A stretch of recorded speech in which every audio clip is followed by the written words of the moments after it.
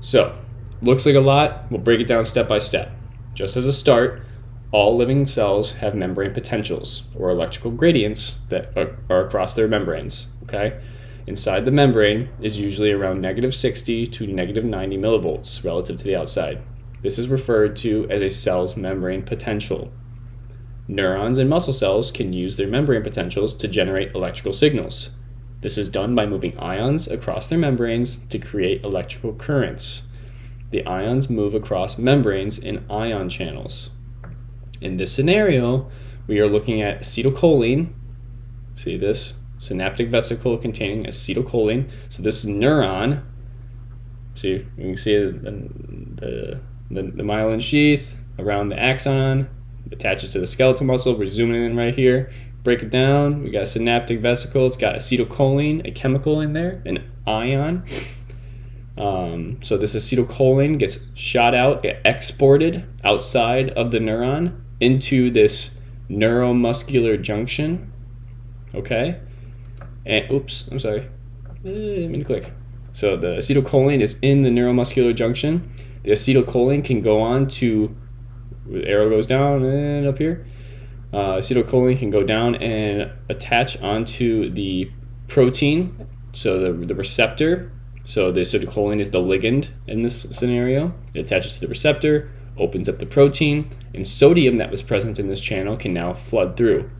The positively charged ion of sodium changes the inside potential of this muscle cell to be more positive. All right? So it's going from -90 millivolts to -60.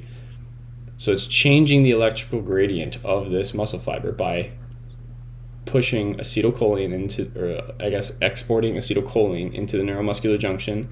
It attaches to the receptors and allows sodium to go through, which changes the charge inside the membrane here.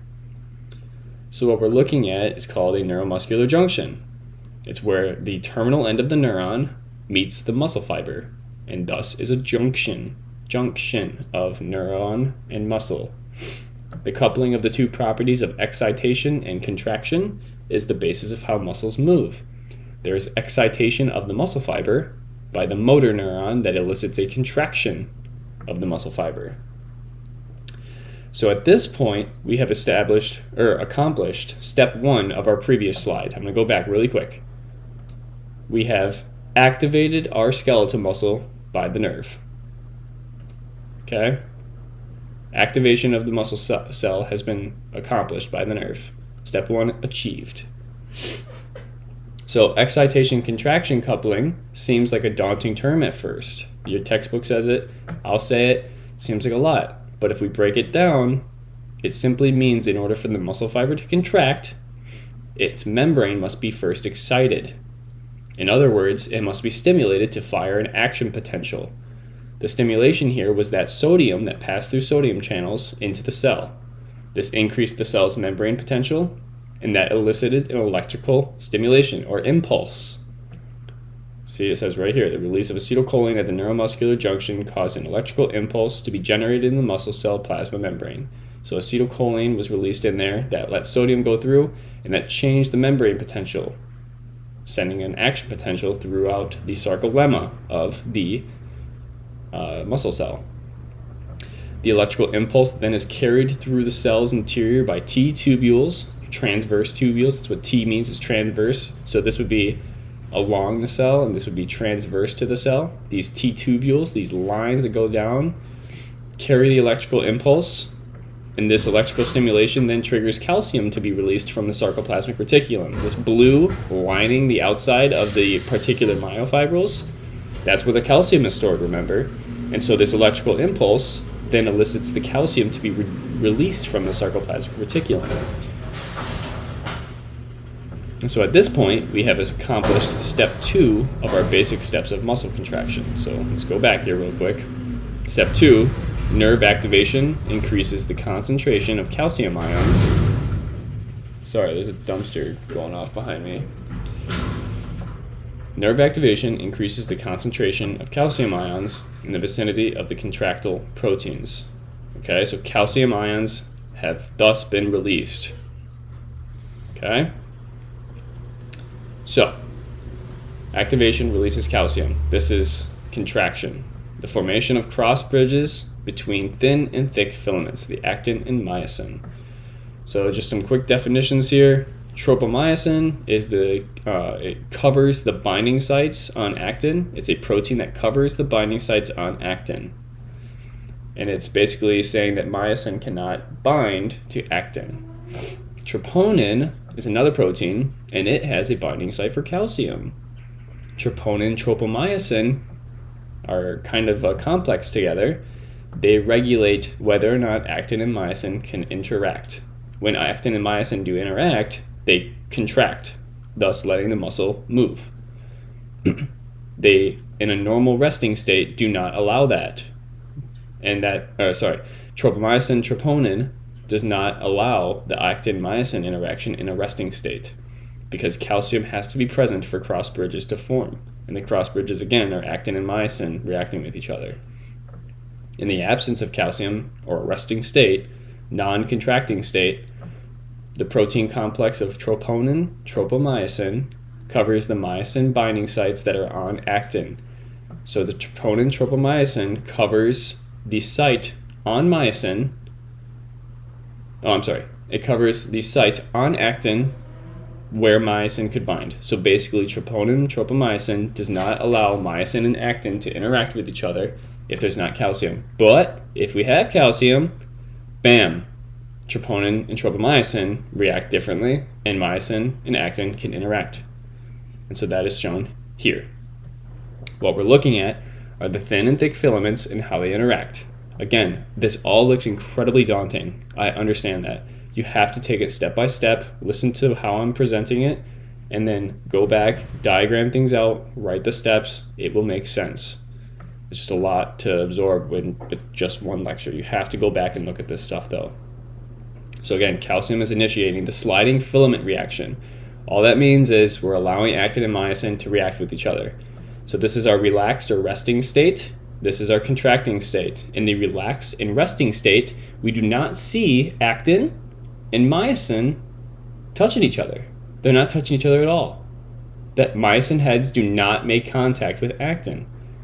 But once calcium is released from the sarcoplasmic reticulum, calcium then binds to troponin. Troponin, tropomyosin complex, shifts its position, and it allows the myosin binding site on actin to be revealed. Okay? The shift in the position exposes the binding site in the myosin molecule. Pulls the actin filaments toward the center of the sarcomere. Okay? So, the myosin heads form cross bridges with the actin, and those are simply when they make contact. That's all the cross bridges means. Actin filaments are pulled toward the center of a sarcomere. Sarcomere shortens. All the sarcomeres shortening lead to the entire muscle contracting. So they shorten, contraction. So think of your bicep coming, you have your arm extended and then you contract and flex your bicep. This is what's happening with all these myofibrils. They're all shortening, bringing your wrist and your outside part of your arm closer to your shoulder. And so here are the steps that are laid out kind of on the previous slide. We have calcium initiating the sliding filament mechanism. Calcium is released from the sarcoplasmic reticulum. Calcium binds to troponin. Troponin-tropomyosin complex shifts its position, revealing the myosin binding site. Myosin heads then form cross bridges with actin. Actin filaments are pulled toward the center of the sarcomere, and the sarcomere shortens. And that happens with all the sarcomeres that are stimulated. But when nerve activation ends, the contraction ends. So the nerve activation ends, contraction ends, calcium is pumped back into the sarcoplasmic reticulum via active transport, requiring ATP. Thus, this is the first time we've used energy. The actual contraction of the bicep didn't require ATP, but to get the calcium ions back into the sarcoplasmic reticulum did. So calcium is no longer bound to troponin, the myosin binding site is covered, and ATP has to bind to myosin before myosin heads can detach from actin. So that's another ATP step. So ATP is needed in order to relax. And this will become more, you'll understand this more when we start talking about something else here shortly. But for right now, ATP is needed in order to relax. No calcium means no cross bridges. And so then the muscle relaxes. So ATP, again, is required for two aspects of muscle activity: to pump calcium back into the sarcoplasmic reticulum, and then to bind to myosin heads so that they detach from the actin. This covered the last two steps from our basic steps in muscle contraction. The presence of calcium has diminished, and the contraction stops as long as the nerve impulses have stopped. Okay, so that covered all the basis of the basic steps of contraction. So this is a little bit of what I was just talking about with troponin being bound, or having a binding site for calcium. So here we see the effect of calcium on troponin, tropomyosin. When calcium is present, it binds to troponin and changes the shape of the entire protein complex, revealing the myosin binding sites on actin. And then myosin can bind to actin. Okay? What else did I want to say about this? Cross bridges can form when tropomyosin and troponin are bound to calcium. So just understand that. So there's an electrical impulse. It allows calcium to flood in. The calcium changes the shape of the troponin tropomyosin blockade, and then it allows actin and myosin to react. And that reaction of actin and myosin creates the sliding filament, and that is the contraction. And then ATP is required to release myosin from the actin filament. And so what we see here is, this is when they first start to interact. They do the power stroke, which basically is the contraction. It releases ADP and phosphate. And then in order to release the myosin from actin, we have to attach it to an ATP. And then it can go back to its normal cocked position, ready to interact again. Okay? And so as long as calcium is bound, that will stay interacting. But just what I want you to understand from this is that ATP is needed in order to detach myosin from actin. And then when we talk about muscle strength, we're talking about force, and this is directly related to the number of sarcomeres and myofibrils within each fiber. When you decrease your muscle, it leads to atrophy. The number of sarcomeres and myofibrils are literally diminishing, but the quantity of muscle fibers has not decreased. Just the myofibrils that are inside of that muscle fiber have decreased. And this really occurs when you stop using a muscle. So say you broke your arm and you're in a cast for 3 months and you're not using that muscle at all. You open the cast up, all healed up, bone is totally healed, but the muscle around it is half the size of the other arm muscle because you haven't used it at all. And the muscle has literally atrophied. The same amount of muscle cells are in there, but the myofibrils have diminished because they weren't being used, and your body very much so abides by the use it or lose it phenomena, and so it lost it.